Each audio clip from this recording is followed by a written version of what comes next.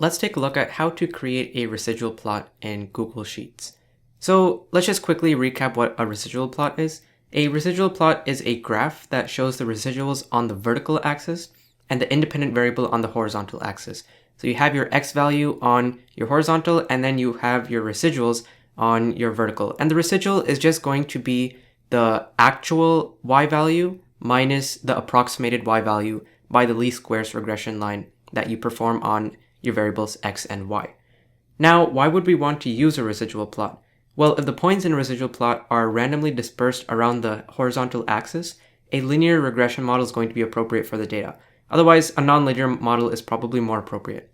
So here in this example, we have a scatter plot comparing length in miles to time in hours.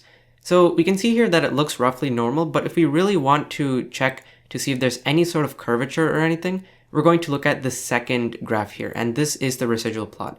So you can see here that all the dots are randomly dispersed around this grid, and that's what we're aiming for in a residual plot. If it's all scattered randomly, then that means we have a linear correlation. If there appears to be some sort of curvature or some other pattern, that means a linear plot probably isn't the best plot for this data. So we can start by just getting all our data that we need. So I'll just delete this here. So in this example, we're going to be comparing the length in centimeters versus period in seconds.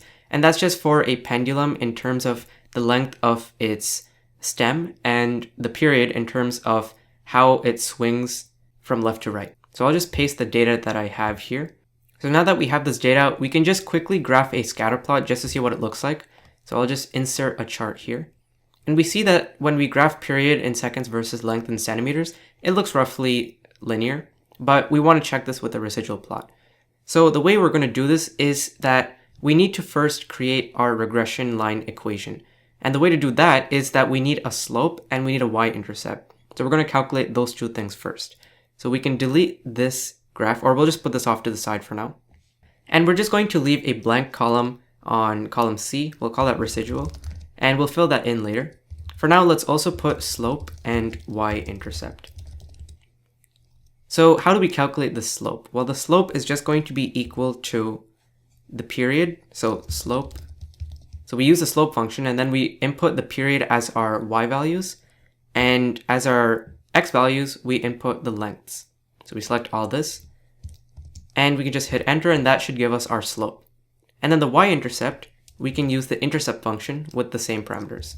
So intercept, and then we'll just select our y values, put a comma there, and then select our x values and close that off. So now we have our slope and our y-intercept.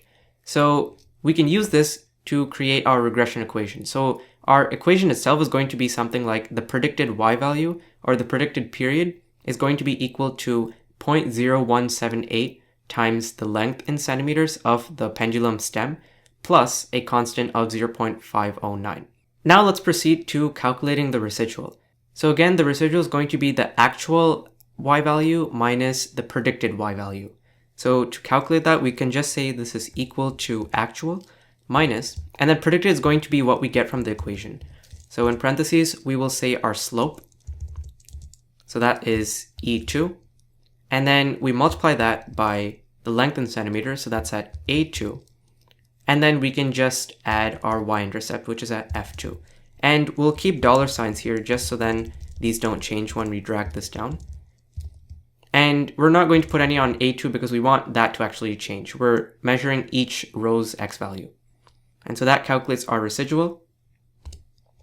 And we can just take this and drag the corner down all the way to row 11. And that should get us our residual values. And the last thing we need to do is create a scatter plot comparing residuals to length in centimeters.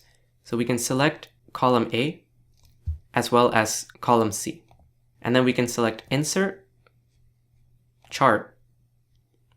And here we have a residual plot. So you should see that a residual plot should be centered at 0. If your residual plot isn't at 0, then that means that you might have done something wrong there. But you can see here that the points are dispersed randomly. It doesn't appear to have any sort of pattern, and that tells us that our data is linear. So that's it for this video, and I hope this was helpful.